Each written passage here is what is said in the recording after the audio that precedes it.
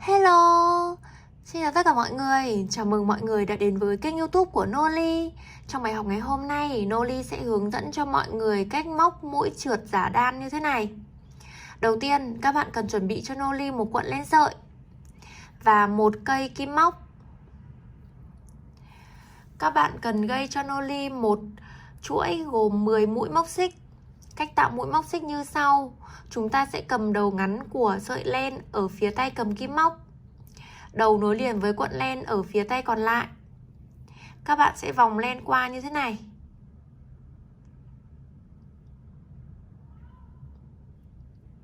Gập tay lại.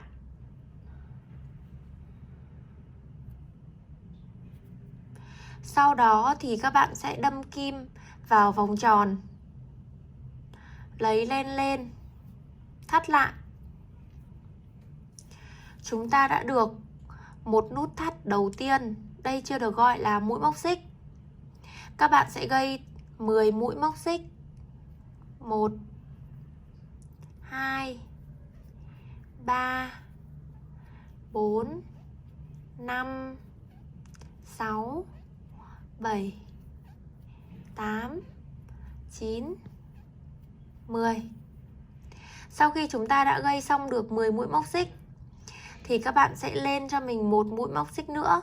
Đây chính là chiều cao của mũi trượt.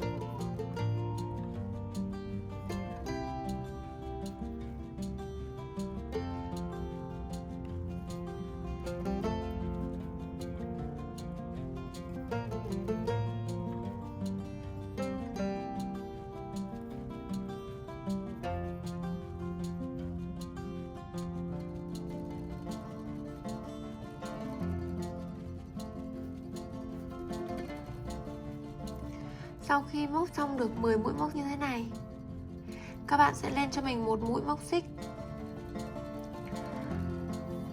Quay sản phẩm lại.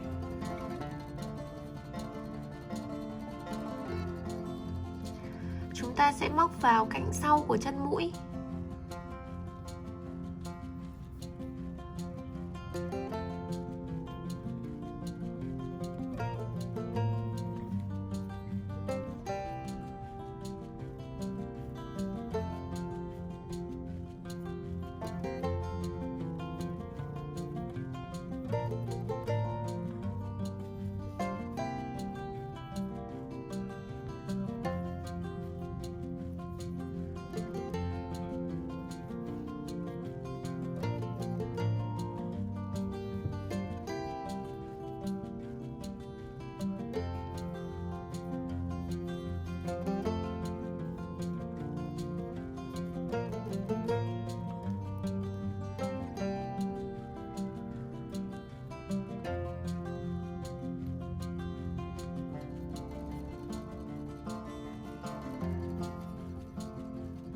Hết hàng, các bạn lại lên một mũi móc xích.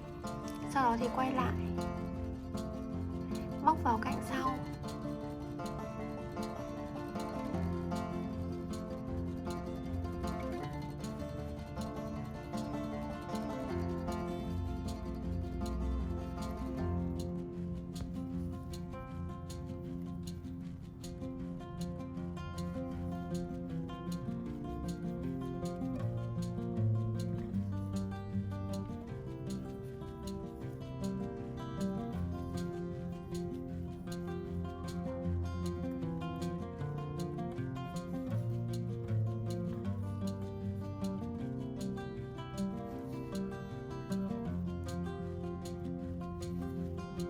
Để tránh nhầm lẫn thì chúng ta nên đếm lại sau mỗi hàng móc 1, 2, 3, 4, 5, 6, 7, 8, 9, 10.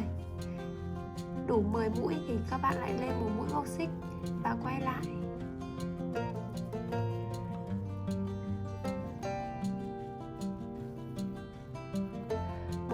hàng đầu thì nó sẽ hơi khó móc, do là các bạn sẽ không có cái chỗ để cầm cái tay bên này, không có chỗ để cầm lên. Nhưng mà từ các cái hàng thứ 3, thứ 4 thì chúng ta sẽ móc rất là dễ, bởi vì là chúng ta đã có chỗ để cầm.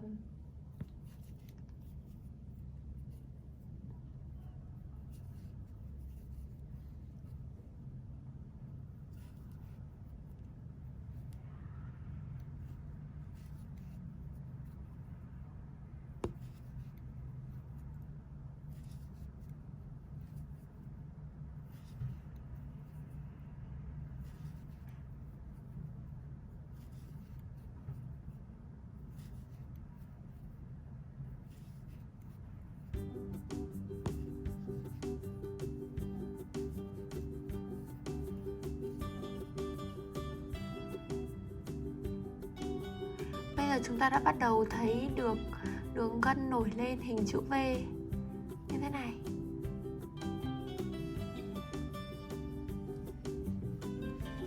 Các bạn cứ tiếp tục móc thì chúng ta sẽ được sản phẩm. Thường mũi móc này các bạn sẽ sử dụng khi mà chúng ta làm vành mũ len mùa đông, gấu áo hoặc là đai quần thì nó có thể có giãn được.